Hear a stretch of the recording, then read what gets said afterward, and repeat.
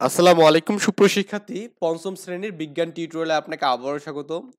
আমরা এই পর্বে আলোচনা করব এখানে ষষ্ঠ অধ্যায় সুস্থ জীবনের জন্য খাদ্য, মানে আসলে একটা সুস্থ জীবনের জন্য কিন্তু খাদ্য খুবই বেশি একটা ইম্পর্টেন্ট। আমরা চতুর্থ শ্রেণীতে জেনেছি সুষম খাদ্য আমাদের সুস্থ থাকার জন্য প্রয়োজনীয় পুষ্টি সরবরাহ করে। তবে মানুষের বয়স ও কাজ অনুযায়ী খাদ্য পুষ্টি আমাদের চাহিদা পরিমাপ কমে, মানে কম বেশি হয়ে যায় আর কি, মানে আমরা অনেক সময় বেড়ে যায়, অনেক সময় কি কমে যায় এখানে। তাই জানা দরকার যে আমাদের শরীরের জন্য কতটুকু পুষ্টি প্রয়োজন, তাছাড়া সুস্বাস্থ্যের জন্য আমাদের কোন কোন খাবারগুলো খাওয়া উচিত। শুধুমাত্র কি মাছ মাংসই খাবো নাকি এর সাথে সাথে আমরা অন্য কিছু খাবো এখানে। তো প্রথমত বলছে এখানে সুষম খাদ্য, সুষম খাদ্যের প্রয়োজনীয়তা। সুষম খাদ্য গ্রহণ করা খুবই গুরুত্বপূর্ণ। সুস্থ ও সবল থাকার জন্য আমাদের সঠিক পরিমাণে পুষ্টি উপাদান প্রয়োজন।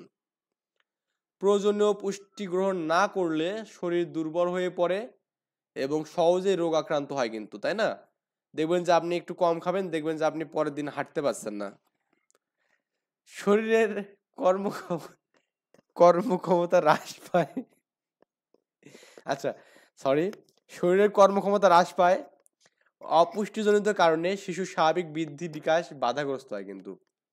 আবার অতিরিক্ত খাদ্য গ্রহণের ফলে ওজনজনিত সমস্যা সৃষ্টি হয়। অনেকে দেখবেন যে অনেক মোটা, হ্যাঁ, চেয়ারে বসলে চেয়ার ভেঙে গেছে।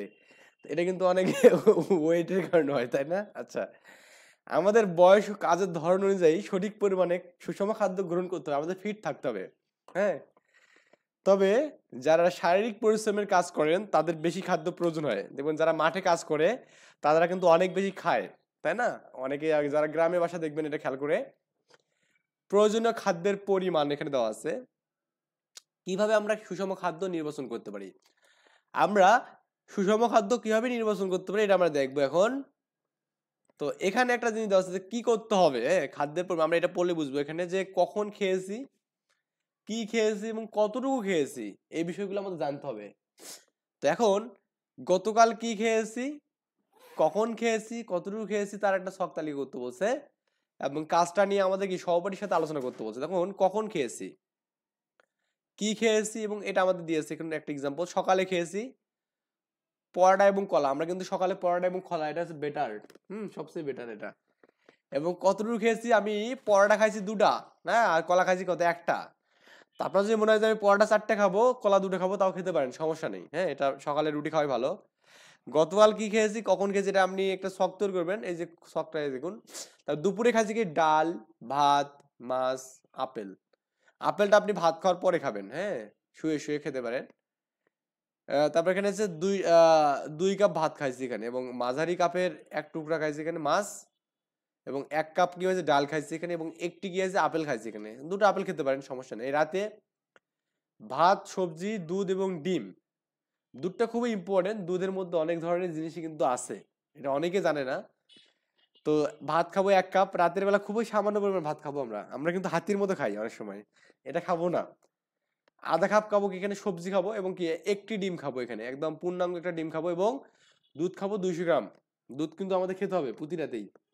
আচ্ছা, এরপর আমরা কি নিরাপদ খাদ্যের গুরুত্বটা আমরা দেখবো। এটা দেখলে বুঝতে পারবেন যে নিরাপদ খাদ্য কেমন গুরুত্ব।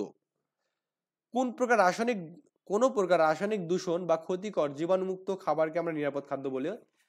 তো খাবার পুষ্টিকর হলেও নিরাপদ হওয়া দরকার। পুষ্টিকর খাদ্য নিরাপদ না হলে আমাদের শরীরে কোনো কাজ আসে না এখানে। প্রয়োজনীয় পুষ্টি গ্রহণ না করলে শরীর যেমন দুর্বল হয়ে পড়ে, তেমনি অনিরাপদ খাদ্য গ্রহণে নানা প্রকার রোগ ব্যাধি হয় এখানে। সারসংক্ষেপটা দেখি একটু। দেখুন, আমাদের এখানে সুষম খাদ্য গ্রহণ বলতে খাদ্যের প্রতিটি প্রকার থেকে সঠিক পরিমাণে খাদ্য গ্রহণ করাকে বোঝায়। নিচের ছকে আমাদের এখানে 6 থেকে 12 বছর বয়স শিশুদের জন্য একটা খাবার তালিকা দেওয়া আছে। যাদের 6 থেকে 12 বছরের সন্তান আছে বা ভাই আছে, তাদের একটা খাদ্য এখানে তালিকা আপনি দেখতে পারেন এখান থেকে। ওকে, তো তো মানে খাদ্যের প্রকারভেদ দেওয়া আছে এখানে, খাদ্যের নমুনা দেওয়া আছে এবং পরিমাণ এবং কতবার খাবো আমরা। খাদ্যশস্য আলু, এটা হচ্ছে শর্করা। তো রুটি, পরোটা, পাউরুটি, হ্যাঁ, ভাত, আলু অথবা নুডলস। নুডলসটা অত বেশি ভালো না কিন্তু, হ্যাঁ, নুডলস অনেক তেল বা চর্বি লাগে। তো এই জন্য নুডলসটা আমরা কম খাবো, তাই না? আর পরিমাণ হচ্ছে আপনার রুটি যেখানে 1-2টা খাবেন এখানে, ওকে। আর আলু ভাত এগুলো হচ্ছে 1 কাপ খাবেন এখানে। কতবার খাবেন? প্রতিদিন 3-4 বার খাবেন এখানে, হ্যাঁ। শাকসবজি, ভিটামিন এবং খনিজ লবণ, রান্না করা বা কাঁচা সবজি। কাঁচা সবজি বলতে টমেটো খেতে পারেন আপনি, খালি মুখে টমেটো খাবেন আপেলের মতো করে। এই টমেটোটাকে আপেল মনে করবেন, করে খাবেন আর কি। একটু পারলে একটু লবণ দেবেন। এটা হচ্ছে আধা কাপ খাবেন এখানে, ওকে। এবং প্রতিদিন 3 অথবা 4 বার খেতে হবে। তো এই যে ফলমূল এগুলো কিন্তু আপনি একটু দেখলেই বুঝতে পারবেন আশা করা যায়। মানে এগুলো আসলে মানে খুব বেশি মানে না, আপনি পড়লেই বুঝতে পারবেন। আলোচনা, আমরা যা খাই তা কি সুষম খাদ্য? আমরা যেগুলো খাই এখানে দৈনন্দিন, আমাদের মনে হয় যে খাবার টেবিলে একটু গোশত মাছ হলেই মনে হয় ভালো হয়, তাই না? এই যে আমরা একটু জাস্ট ডাল শাকসবজি রাখার ট্রাই করবো, যেমন মসুর ডালটা আপনি খেতে পারেন প্রতিদিন।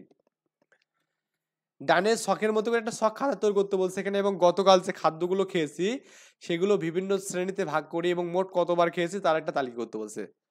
তো এগুলো দেখবেন, এখানে দেওয়া আছে খাদ্যের প্রকারভেদ, যা খেয়েছি এবং কতবার খেয়েছি এগুলো দেখবেন।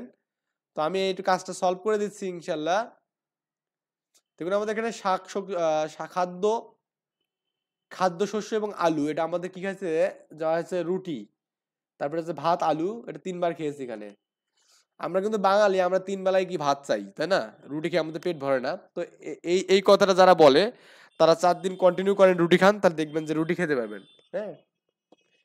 তাহলে শাক সবজি, এখানে রান্না করা সবজি আপনি 3 বার খাবেন। ফলমূল এখানে দেওয়া আছে সবগুলো, একটু দেখে নেবেন এখান থেকে, ক্লিয়ার ব্যাপারটা? তো এরপরে আমাদের এখানে যেটা বলা আছে দেখুন, খাদ্য সংরক্ষণ।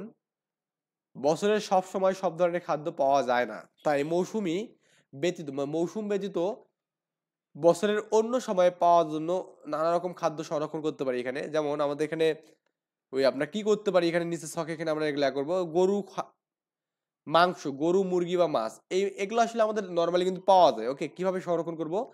এই মাংসটা কেটে ফ্রিজের মধ্যে আপনি ফ্রিজে সংরক্ষণ করবেন, ওকে। দুগ্ধজাত খাদ্য যেমন দুধ, মাখন, দই, এই মাখন দই কিন্তু সারা বছর পাওয়া যায়, এটা আপনাদের মানে দুধ আমরা কি করবো এখানে, দুধও সারা বছর পাওয়া যায়, কারণ গাভী থেকে আমরা কিন্তু দুধ পাই, তো গাভী সবসময় কিন্তু আমাদের এখানে থাকে, কারো না কারো থাকে। শাকসবজি, শাকসবজিটা আমরা কি করতে পারি এখানে দেখুন, অনেক সময় টমেটো কিন্তু সবসময় পাওয়া যায় না, এই জন্য আমরা এখানে করবো কি, হিমাগারের মধ্যে টমেটো রেখে দেবো, ওকে। হিমাগারের মধ্যে কি ফলমূল হিমাগারের মধ্যে রেখে দেবো এখানে। তো এটা আপনি কিভাবে করবেন এটা দেখবেন। সার সংক্ষেপ গুলো পড়বেন এখানে। এই যে আমাদের এখানে দেখুন, আমাদের এখানে খাদ্য সংরক্ষণের উপায় দিয়েছে। মাছকে শুকটি করে রাখছে এখানে, শুকটি। শুকটি মাছের গন্ধ কিন্তু অনেকে সহ্য করতে পারে না, আবার আমি কিন্তু শুকটি মাছ খাই না পার্সোনালি, ওকে। তারপরে আপনার ফলমূল অনেক সময় আচার বানিয়ে রাখা যায় এখানে, যেমন এখানে দেওয়া আছে খাদ্য সংরক্ষণের উপায়, এখান থেকে পড়লে বুঝতে পারবেন। বৈজ্ঞানিক উপায়ে নিম্নভাবে বিভিন্নভাবে খাদ্য সংরক্ষণ করা যায়, যেমন চাল, ডাল, গম ইত্যাদি রোদে শুকিয়ে কিন্তু সংরক্ষণ করা যায়, এবং মাছ, মাংস, সবজি, ফল ফ্রিজে ঠান্ডায় বেশ কিছুদিন ভালো থাকে। সবজি ফলমূল ফ্রিজে রাখার সময় সতর্কতা অবলম্বন করতে হবে। এছাড়াও হিমাগারে শাকসবজি, মাছ, মাংস ইত্যাদি সংরক্ষণ করে বছরের বিভিন্ন সময়ে বাজারে সরবরাহ করা হয়। ফলমূল প্রক্রিয়াজাত করে তৈরি জ্যাম, জেলি, আচার এগুলো কিন্তু বানানো যায় এখানে, ওকে। আচ্ছা, এগুলোতে বায়ুরোধী পাত্রের মধ্যে রেখে বয়মটার কি এই যে আমাদের মুখটা ভালো করে দিতে হবে। এছাড়া লবণ দিয়ে কিন্তু বরফ দিয়ে মাছ সংরক্ষণ করা যায়, আবার চিনি, সিরকা, তেল, যে জলপাই, বড়াই, আম আচার, এই জলপাই আচারটা ভালো খাবেন, বড়াই আচার, আম আচার এগুলো ভালো করে খাবেন, হ্যাঁ। এগুলো অনেক ভালো। খাদ্য সংরক্ষণের অপচয় রোধ করে দ্রুত পচন থেকে খাদ্যকে রক্ষা করে। আচ্ছা, মাছ, মাংস, সবজি, ফল, দুগ্ধজাত খাদ্য ইত্যাদি খুবই সহজে জীবাণু দ্বারা পচে নষ্ট হয়ে যায়। খাদ্য সংরক্ষণের খাবারে পচন সৃষ্টিকারী জীবাণু জন্মাতে বাধা দেয়।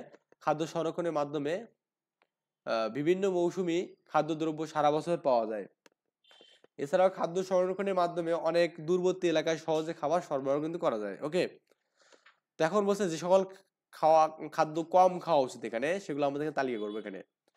তো এই বিষয়টা জাস্ট এখানে একটু দেখবেন যে আপনার এই পিৎজা সরি, এই পিৎজা কিন্তু আমরা কম খাবো, কারণ এটা খুব তৈলাক্ত জিনিস। আবার এখানে বার্গার, এটা খাবোই না, এগুলো খুবই বাজে একটা জিনিস। তারপর এখানে কোল্ড ড্রিঙ্কস যেগুলো আছে এখানে, যেমন কোক, হ্যাঁ, এগুলো আমরা খাবো না। তো তারপর এখানে দেওয়া আছে দেখুন আমাদের এখানে কি যে পাপড় ভাজা মনে হয় এটা, আর এখানে এটা কি, এটা একটা আপনার তেল জাতীয় জিনিস, এগুলো আমরা খাবো না। আমরা খাবো কোনগুলো, এই যে আপেল খাবো, হ্যাঁ, কলা খাবো, তারপরে মাছ খাবো, ওকে। তারপরে বিশুদ্ধ পানি খাবো, এগুলো আমরা বেশি বেশি খাবো। এই কোল্ড ড্রিঙ্কস এগুলো খাবো না, কখনোই খাবো না এগুলো আমরা। তো যেগুলো স্বাস্থ্যসম্মত দেখুন, আমাদের যেগুলো খাবো না বলছি সেগুলো এখানে লিখবেন। মানে এখানে লিখবেন যেগুলো খাবো, আর স্বাস্থ্যসম্মত যেগুলো না সেগুলো আমরা এখানে লিখবো। তো এখান থেকে আপনারা বুঝতে পারছেন কোনগুলো আমরা খাবো কোনগুলো খাবো না। তো নতুন করে আর কি বলবো এখানে, আপনি তো পাচ্ছেন এখানে সারসংক্ষেপ।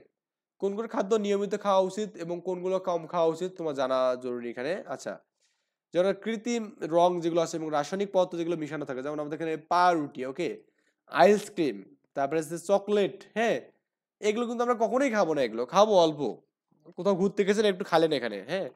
অর্থাৎ যেগুলোতে দেখছেন রং মিশানো আছে এগুলো আমরা কখনো খাবো না। যেমন আছে মিষ্টি, jelly, chocolate, ice cream, cake, chips, কোমল পানীয়, হ্যাঁ, ইত্যাদি আমরা কৃত্রিম রং কিন্তু রয়েছে। তার মানে কোনো কোনো কৃত্রিম রং মিশানো খাবার মানুষের ক্যান্সার এবং অমনোযোগিতা, মানে আমাদের কোনো একটা কাজের প্রতি কোনো কার নেই, অমনোযোগী নেই, তারপর অস্থিরতা, রোগ সৃষ্টি করতে পারে। অসাধু ব্যবসায়ীরা বিভিন্ন ক্ষতিকর রাসায়নিক পদার্থ মিশিয়ে কিন্তু থাকে এখানে, এবং খাবার সংরক্ষণ এবং ফল পাকানোর জন্য বিভিন্ন রাসায়নিক পদার্থ ব্যবহার করা হয়। এই সকল ক্ষতিকর রাসায়নিক পদার্থ মিশ্রিত খাদ্য গ্রহণের ফলে বৃক্ক এবং যকৃৎ মানে অকার্যকর হয়ে যায় এখানে, ওকে। যাই হোক, জাঙ্ক ফুড বলতে আমরা কি বুঝি এখানে, দেখুন এই যে ভদ্রলোক জাঙ্ক ফুড খাচ্ছে এখানে, ওকে, এই জাঙ্ক ফুড খাইছে আর ভুঁড়িটা বাড়াইছে এখানে, হ্যাঁ। এই জাঙ্ক ফুড কিন্তু ভুঁড়ি বাড়ার জন্য আমাদের সবচেয়ে বেশি দায়ী। তো ভুঁড়ি বাড়া রোধ করার জন্য আমাদের সকালবেলা হাঁটতে হবে, সবাই আমরা হাঁটবো ইনশাল্লাহ। তোমাদের কেউ কেউ হয়তো জাঙ্ক ফুড এর নাম শুনে থাকবে। জনপ্রিয় জাঙ্ক ফুডের মধ্যে রয়েছে বার্গার, এটা পচা খাবার, পিজা, হ্যাঁ, এটা পচা খাবার, তারপর টমেটো, হ্যাঁ, পটেটো চিপস আর কি, এখানে এটা আমাদের পচা খাবার, ফ্রাইড চিকেন, তারপরে এখানে কোমল পানীয়, এগুলো আমাদের অবশ্যই খারাপ। জাঙ্ক ফুড সুস্বাদু হলেও সুষম খাবার না, এগুলো কিন্তু সুস্বাদু মানে মুখরোচক, হ্যাঁ, আপনি খাইবেন শুধু খাইতেই ইচ্ছা করবে, এখানে মনে হবে যে আমি খাই ফেলি সব, কিন্তু এগুলো কিন্তু আমাদের এখানে কি সুষম খাদ্য না। জাঙ্ক ফুডে অত্যাধিক চিনি, লবণ, চর্বি থাকে এখানে। এইসব উপাদান আমাদের শরীরের জন্য পরিমিত পরিমাণে প্রয়োজন, এখানে অল্প পরিমাণ প্রয়োজন, কিন্তু আমরা জাঙ্ক ফুডের মাধ্যমে কিন্তু অতিরিক্ত কিন্তু এই খাবারগুলো পেয়ে যাচ্ছি। কিন্তু জাঙ্ক ফুডে এইসব উপাদান মাত্রা অতিরিক্ত থাকায় শরীরের জন্য খুবই ক্ষতিকর। সাধারণত খাদ্য বদলে জাঙ্ক ফুড খেলে পুষ্টিহীনতা, অতিরিক্ত ওজন বৃদ্ধি পায় বা মোটা হওয়া যায়, এটা এই সমস্যাগুলো দেখা যেতে পারে, ওকে। তো আই থিঙ্ক এই বিষয়গুলো বুঝতে পারছেন। আমরা নেক্সট পর্বে দেখবো এখানে অনুশীলনীর কোশ্চেনগুলো দেখবো ইনশাআল্লাহ। এর পর্যন্ত ভালো থাকবেন, সুস্থ থাকবেন, আল্লাহ হাফেজ, আসসালামু আলাইকুম রহমতুল্লাহ।